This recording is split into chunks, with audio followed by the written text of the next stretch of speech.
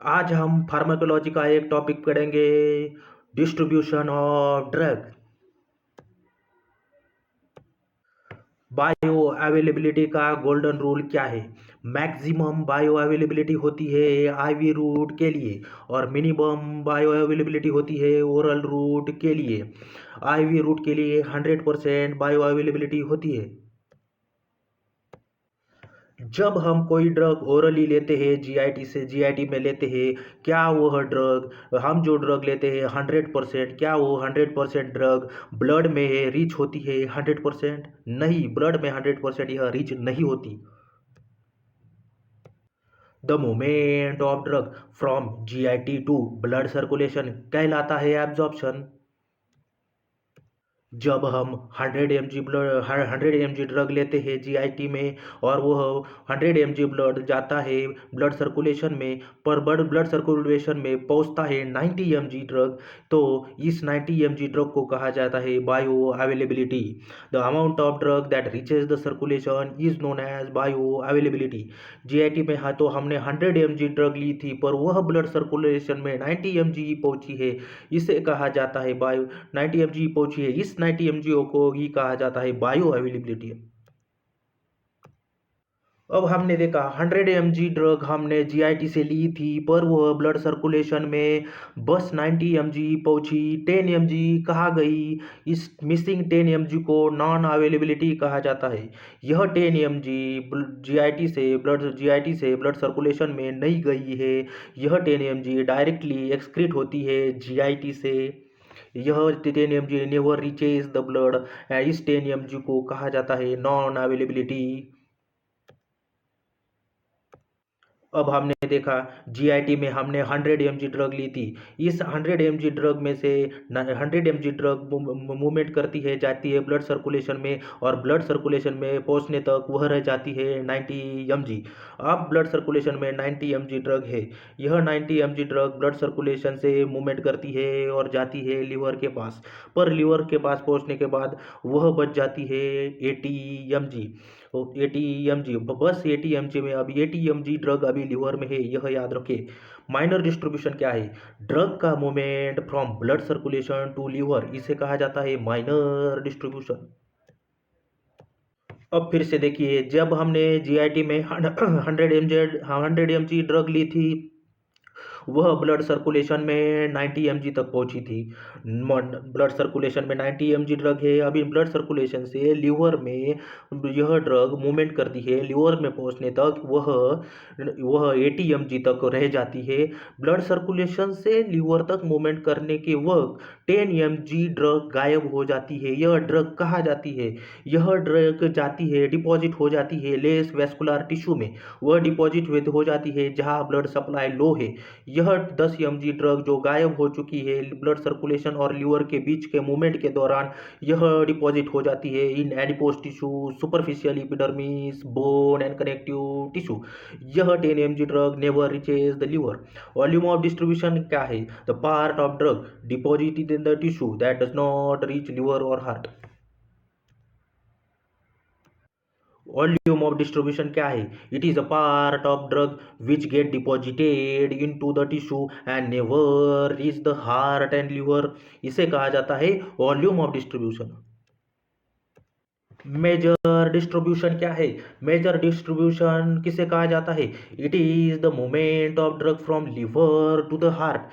Drug का movement liver से heart तक होना, इसे कहा जाता है मेजर डिस्ट्रीब्यूशन। हमने देखा कि जीआईटी में हमने 100 mg ड्रग ली थी पर वह ब्लड सर्कुलेशन में पहुंचने तक बच गई थी 90 mg। ब्लड सर्कुलेशन से लिवर तक पहुंचने तक लिवर में बच गई थी 80 mg ड्रग। अब यह 80 mg लिवर में पहुंची हुई ड्रग पहुंचती है हार्ट तक, हार्ट तक पहुंचने तक वह ड्रग रह जाती है बस 70 mg।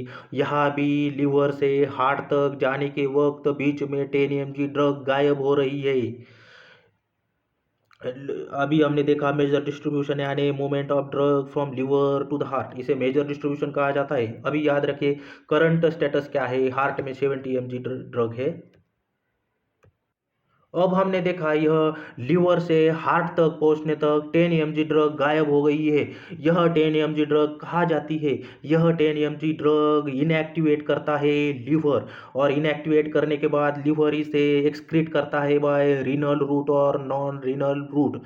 इसे कहा जाता है first pass metabolism. First pass metabolism क्या है?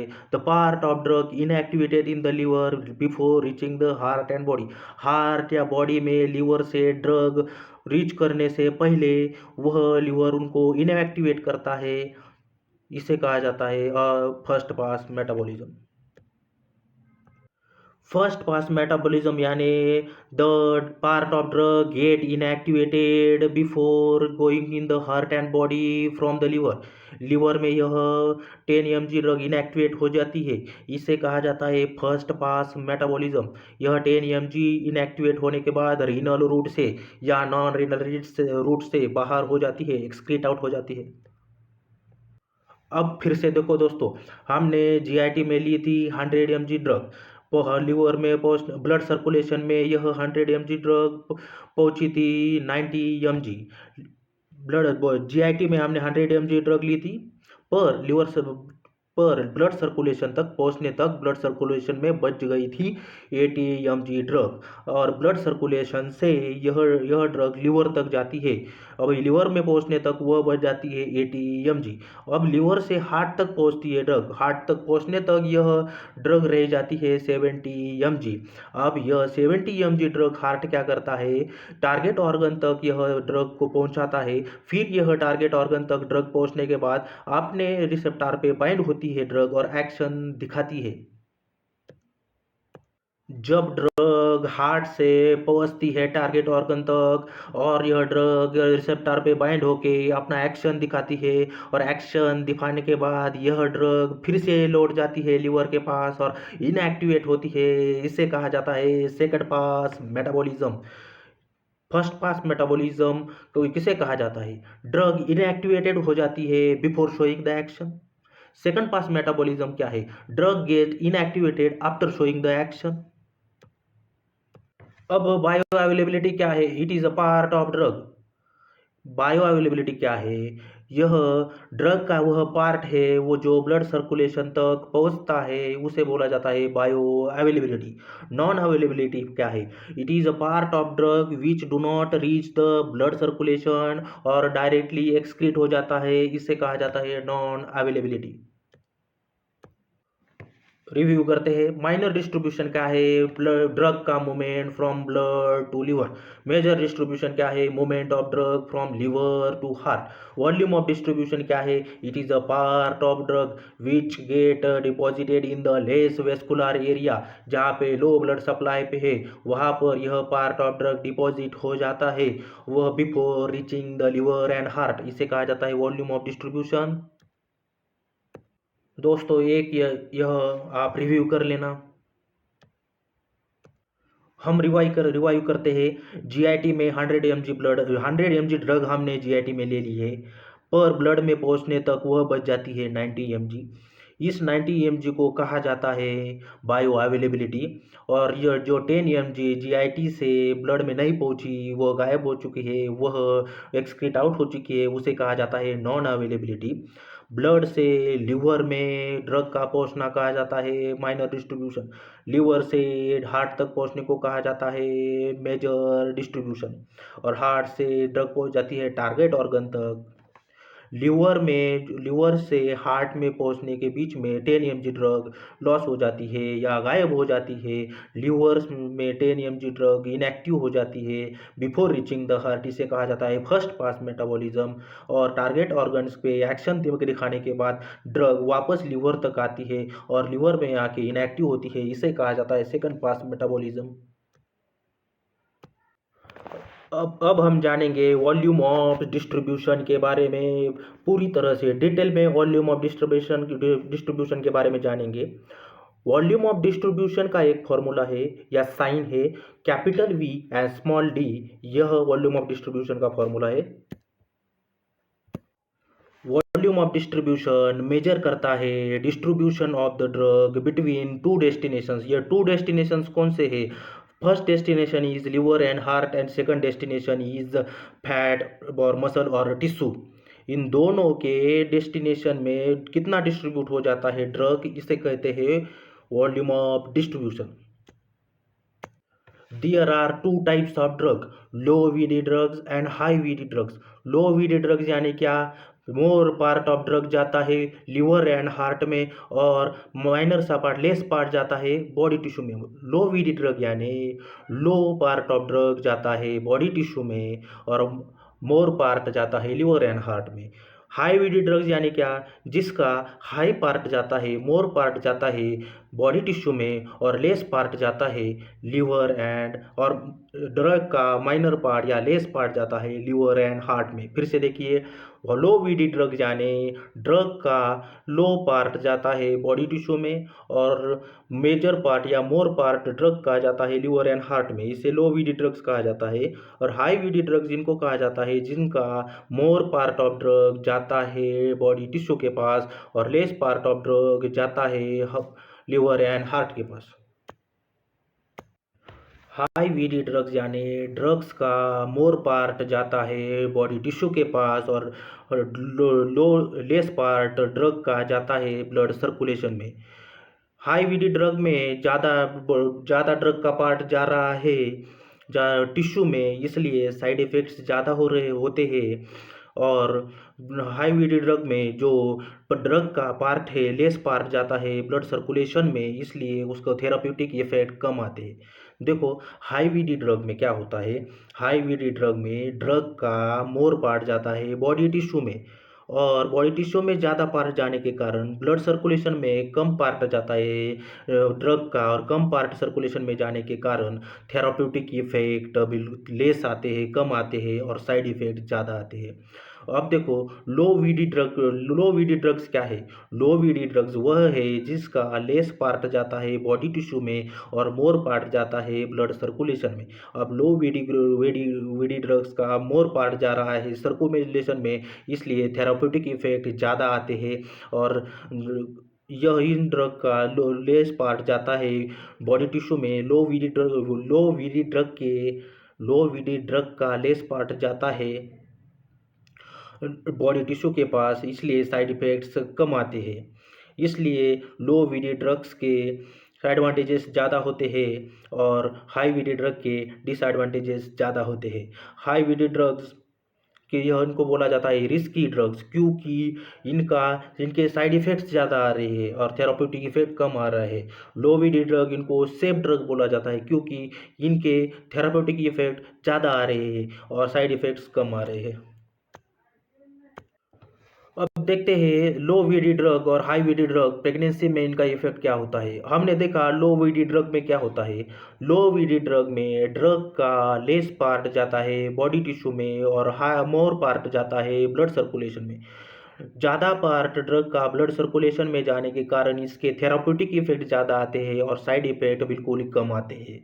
इसलिए लो वीडी ड्रग सेफ होती है, इनको सेफ ड्रग कहा जाता है। प्रेगनेंसी में यह सेफ होती है, यह नॉन टेरेटोजेनिक होती है, इसलिए यह प्लासेंटल बैरियर क्रॉस नहीं करती। प्रेगनेंसी में लो वीडी ड्रग सेफ होती है। और हाई वीडी ड्रग्स क्या होती है।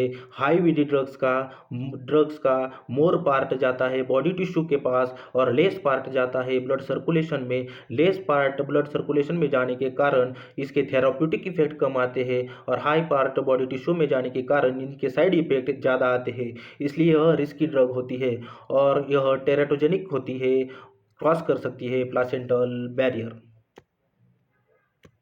अब जानते हैं हिपैरिन एंड वारफेरिन के बारे में। हिपैरिन यह इंजेक्टेबल एंटीकोगुलेंट है और वारफेरिन यह ओरल एंटीकोगुलेंट है। हिपैरिन क्या है, यह सेफ ड्रग है, लो वीडी ड्रग है।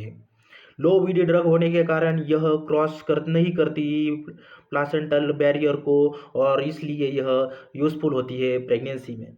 वारफेरिन यह ओरल एंटीकोगुलेंट है, यह रिस्की ड्रग है क्योंकि यह हाई वीडी ड्रग है, यह प्लासेंटा को क्रॉस कर सकती है, यह टेराटोजेनिक इफेक्ट लाती है और अगर वह क्रॉस करती है प्लासेंटल बैरियर तो वह कॉज कर सकती है फीटल वारफेरिन सिंड्रोम। अब फिर से देखो, हाई वीडी ड्रग यानी क्या? हाई वीडी ड्रग यानी ड्रग का हाई पार्ट यानी में मोर पार्ट जाता है टिश्यू में और लेस पार्ट जाता है ड्रग का टूवर्ड्स द सर्कुलेशन। ज़्यादा पार्ट ड्रग का टिश्यू में जाके छिप गया है, सर्कुलेशन में लेस पार्ट ऑफ ड्रग है। इसलिए हाई वीडी ड्रग की टॉक्सिसिटी में हेमोडायलिसिस यूजफुल नहीं है, क्योंकि drug is deep in the body tissue and little in the blood. So अब देखते हैं low VD toxicity. Low VD drugs क्या है? जिनका लेस पार्ट जाता है बॉडी टिश्यू में और मैक्स पार्ट जाता है सर्कुलेशन में।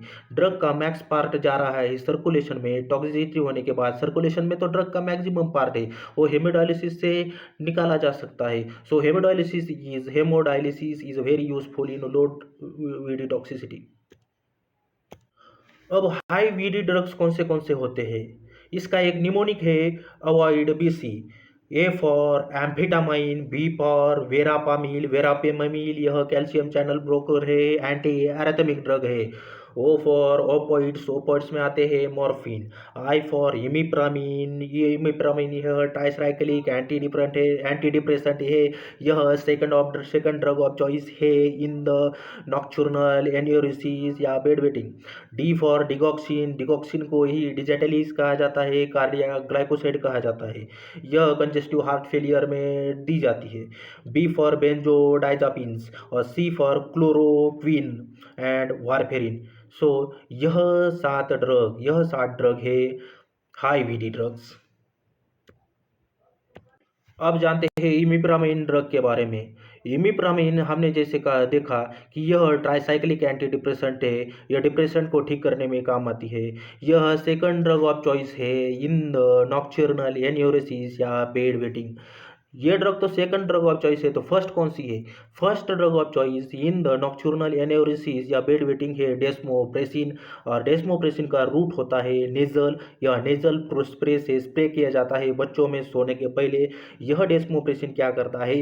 रीनल ट्यूबुल से मैक्स अमाउंट ऑफ रीअब्जॉर्प्शन करता है वाटर का। रीनल ट्यूबुल से ज़्यादा रीअब्जॉर्प्शन होने के कारण यूरिन कम बनता है। हाँ ठीक है। अभी most common cause of bed wetting क्या है? वो उसका आंसर है फोबिया। और best treatment of nocturnal enuresis या bed wetting is alarm therapy. Chloroquine, chloroquine drug का मैक्सिमम वॉल्यूम ऑफ डिस्ट्रीब्यूशन होता है, सबसे ज़्यादा वॉल्यूम ऑफ डिस्ट्रीब्यूशन होता है क्लोरोक्विन का। कितना होता है? 13,000 लीटर वॉल्यूम ऑफ डिस्ट्रीब्यूशन होता है क्लोरोक्विन का। यह क्लोरोक्विन हमने देखा हाई वीडी ड्रग है, इसमें हेमोडायलिसिस यूजफुल नहीं है, कारण यह हाई वीडी ड्रग है। क्लोरोक्विन यह ड्रग मलेरिया में दी जाती है। क्लोरोक्विन के डोज क्या है? क्लोरोक्विन दी जाती है 3 दिनों के लिए और इसके डोज होते हैं 4। पहले दिन पे डोज होता है 600 mg, वो से कहते हैं लोडिंग डोज। पहले दिन पे ही फर्स्ट डोज देने के बाद 8 घंटे बाद सेकंड डोज दिया जाता है 300 mg। सेकंड डे पे 300 mg ओडी में डोज दिया जाता है क्लोरोक्विन का, और थर्ड डे पे 300 mg ओडी में डोज दिया जाता है क्लोरोक्विन का। अब हमने देखा कि हाई वीडी ड्रग्स क्या है। हाई वीडी ड्रग फिर से जानो दोस्तों, हाई वीडी ड्रग्स यानी ड्रग का मोर पार्ट जाता है सब टिश्यू के पास, और ड्रग का लेस पार्ट जाता है ब्लड सर्कुलेशन में। ड्रग का लेस पार्ट सर्कुलेशन में गया है। अभी ये ब्लड सर्कुलेशन को सैचुरेट करने के लिए ड्रग ज़्यादा देनी पड़ेगी, लोडिंग डोज देनी पड़ेगी। इसे कहा जाता है लोडिंग डोज, इसलिए लोडिंग डोज दी जाती है इन हाई वीडी ड्रग्स। अब इन हाई वीडी ड्रग्स के साइड इफ़ेक्ट्स क्या है? यह हाई वीडी ड्रग्स स्टोर होते हैं टिश्यू में, ज़्यादा more part of drug store होता है बॉडी टिश्यू में, इसलिए यह कॉज करती है स्किन एलर्जी। ज़्यादा दिन तक यह स्किन में ही रहती है, इसलिए सजेस्ट किया जाता है एलर्जिक सेंसिटिविटी टेस्ट या AST। Thank you so much.